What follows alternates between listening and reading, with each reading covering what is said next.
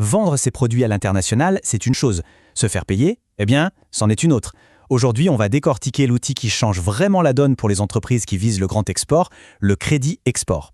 C'est un peu la clé qui permet de transformer une ambition mondiale en une réalité commerciale et surtout en une réalité sécurisée. Imaginez un peu le scénario. Une commande exceptionnelle arrive d'un pays lointain. C'est peut-être l'opportunité d'une vie. Mais très vite, les questions s'enchaînent. Comment on va financer une production pareille? Et puis, la question qui angoisse le plus, est-ce qu'on va vraiment être payé à la fin? Ce dilemme, cet équilibre hyper fragile entre une croissance qui peut être explosive et un risque financier majeur, c'est vraiment le cœur du commerce international. Et c'est justement pour répondre à ça que le crédit export a été inventé.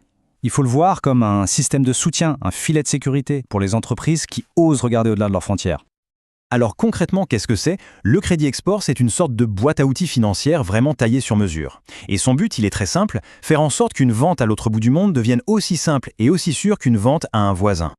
Si on devait trouver une analogie, la plus parlante, c'est sans doute celle du passeport financier. Il ne permet pas de voyager soi-même, non, mais il permet aux marchandises de le faire en toute sérénité. Et ce passeport, il offre deux avantages stratégiques qui changent absolument tout pour une entreprise exportatrice. Premièrement, ça rend une offre beaucoup plus compétitive. Imaginez pouvoir proposer à un client étranger une solution de financement clé en main. C'est souvent l'argument qui fait basculer la décision. Et deuxièmement, et ça c'est vital, ça protège la trésorerie. Fini d'attendre des mois et des mois avant de voir la couleur de son argent. Et ces délais, ce n'est pas un détail. On parle facilement de 100 jours et souvent bien plus. Pour une PME, attendre 3, 4, voire 6 mois pour être payé, ça peut mettre en péril tout le cycle de production. Le besoin en fonds de roulement explose et c'est parfois la survie même de l'entreprise qui est en jeu. La solution qu'apporte le crédit export, elle est radicale et elle est super efficace. Elle permet à l'exportateur d'être payé au comptant. C'est-à-dire que dès que le travail est fait ou que les marchandises sont expédiées, l'argent arrive sur le compte. Ça change complètement la perspective. Bon, d'accord, mais comment ça marche en pratique ce fameux passeport financier? En gros, il existe deux mécanismes principaux pour obtenir ce paiement immédiat. On va regarder ça de plus près. Le premier mécanisme, c'est le crédit acheteur. C'est parfait pour les gros contrats. La logique est toute simple, la banque de l'exportateur ne va pas lui prêter à lui, mais elle va prêter directement à son client à l'étranger. Ce prêt sert uniquement à payer le contrat. Du coup, l'exportateur est payé cash par la banque. Sa seule mission ensuite, livrer la marchandise, simple. Et c'est là que toute la magie du montage opère. Le risque de non-paiement est entièrement transféré à la banque. Une fois que l'argent est sur le compte, l'exportateur est en quelque sorte sorti de l'équation. Si l'acheteur ne rembourse pas son prêt, ce n'est plus son problème, c'est celui de la banque. Le deuxième mécanisme, qui est un peu plus souple, c'est le crédit fournisseur. Ici, c'est l'exportateur qui accorde un délai de paiement à son client. Ça crée ce qu'on appelle une créance. Mais au lieu d'attendre gentiment l'échéance, il va vendre cette créance à sa banque. Et la banque, elle, lui verse tout de suite le montant, en prenant bien sûr une petite commission au passage. Mais attention, il y a un détail absolument crucial dans ce montage. Une clause qui change tout. Il faut que la vente de la créance soit sans recours.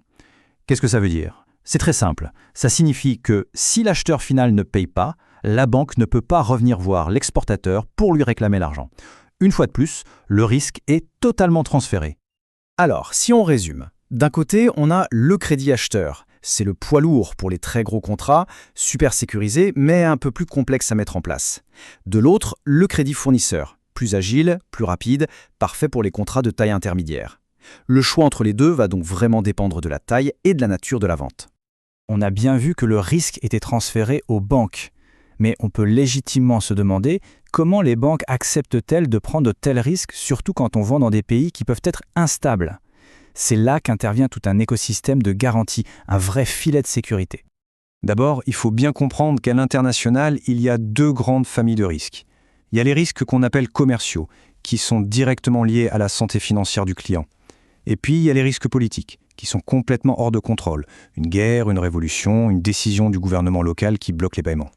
Face à cette double menace, il existe une protection spécifique, l'assurance crédit export.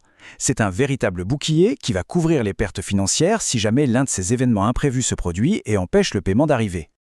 Et ce bouclier, il est vraiment solide. En général, il couvre 95% de la perte. Alors pourquoi pas 100%? Eh bien, les 5% qui restent, c'est une sorte de ticket modérateur. Ça sert à s'assurer que l'exportateur et sa banque restent vraiment impliqués et concernés par le bon déroulement du contrat jusqu'au bout. C'est un principe de co-responsabilité. Mais qui fournit cette assurance? C'est là qu'intervient l'acteur central de tout ce système, l'Agence de Crédit Export, l'AC. En France, c'est Bifrance qui joue ce rôle pour le compte de l'État. C'est vraiment la clé de voûte du système. C'est sa garantie, soutenue par l'État, qui donne aux banques privées la confiance nécessaire pour financer des opérations dans des zones parfois jugées trop risquées. Maintenant, pour que ce système fonctionne à l'échelle mondiale, sans créer une concurrence complètement déloyale entre les pays, il a fallu mettre en place des règles du jeu communes. Et c'est le rôle de l'OCDE. Le principe est simple, les entreprises doivent se faire concurrencier sur la qualité de leurs produits et leurs prix, pas sur les conditions de financement offertes par leur gouvernement. L'OCDE impose donc un cadre assez strict, un acompte minimum de 15% de la part de l'acheteur, un financement qui ne peut pas dépasser 85% et des durées de remboursement bien encadrées. L'objectif, c'est d'avoir un terrain de jeu équitable pour tout le monde. Finalement, ce qu'il faut retenir, c'est que le crédit export, c'est bien plus qu'un simple outil financier. C'est un véritable levier stratégique. C'est ce fameux passeport qui transforme le risque international en une opportunité maîtrisée. Pour les entreprises qui ont de l'ambition, la question n'est plus de savoir si c'est trop risqué, mais simplement de décider quelle sera la prochaine destination.